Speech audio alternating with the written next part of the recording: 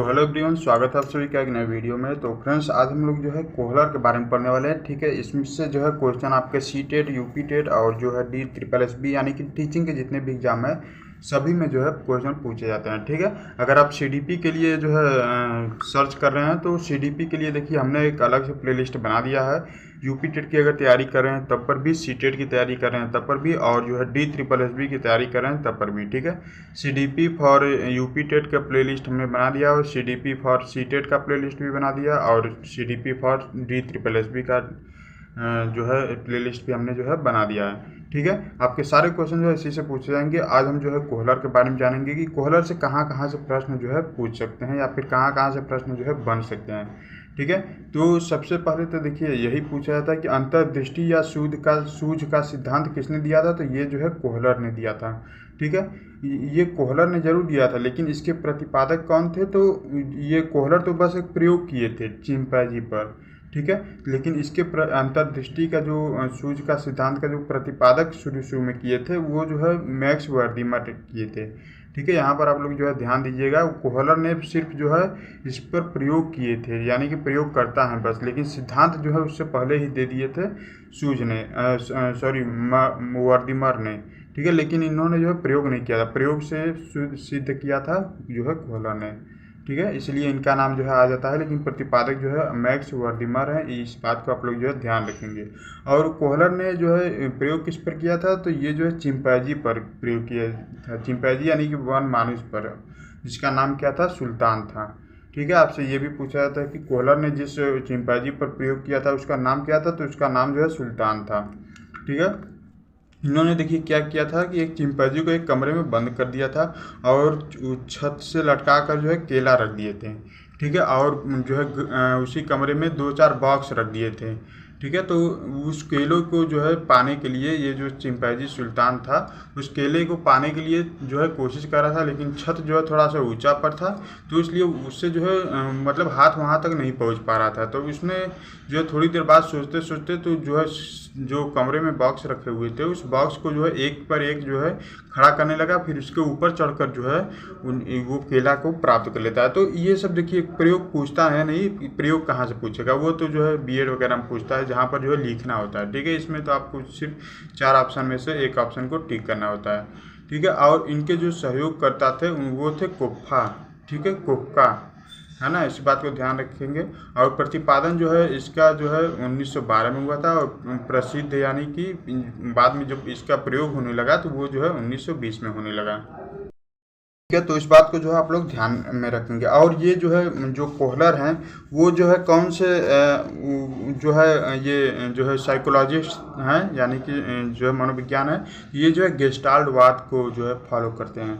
ठीक है, और गेस्टाल्टवाद जो है ये जो है जर्मन भाषा का शब्द है जिसका अर्थ होता है संपूर्ण से अंश की ओर, यानी कि पूरा कारवाद जिसको बोलते हैं।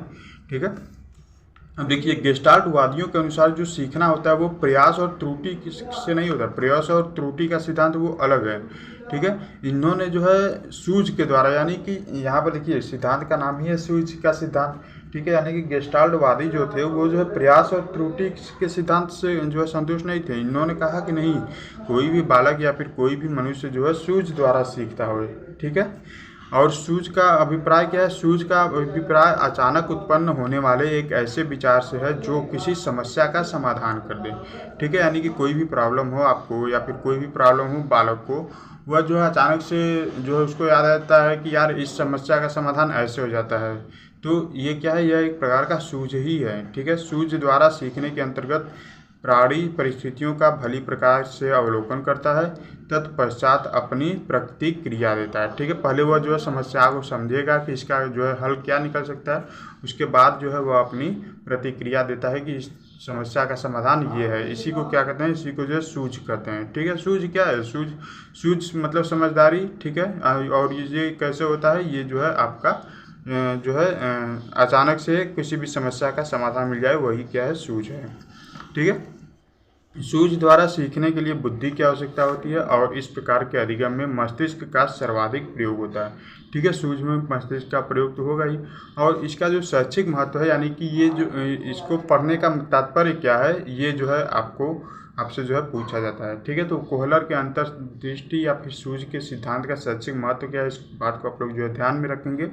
सबसे पहला देखिए, समस्या का पूर्ण रूप से प्रस्तुतिकरण, ठीक है, तत्पर होना, है ना, विषय वस्तु का उचित संगठन व क्षमता के अनुसार विषय वस्तु होना, और रचनात्मक कार्यों के लिए उपयोगी होता है, कठिन विषय के लिए भी उपयोगी होता है, कला संगीत साहित्य के लिए भी उपयोगी होता है। ठीक है, ये जो है कला संगीत और साहित्य के लिए उपयोगी किसने बताया था, क्रो एंड क्रो ने।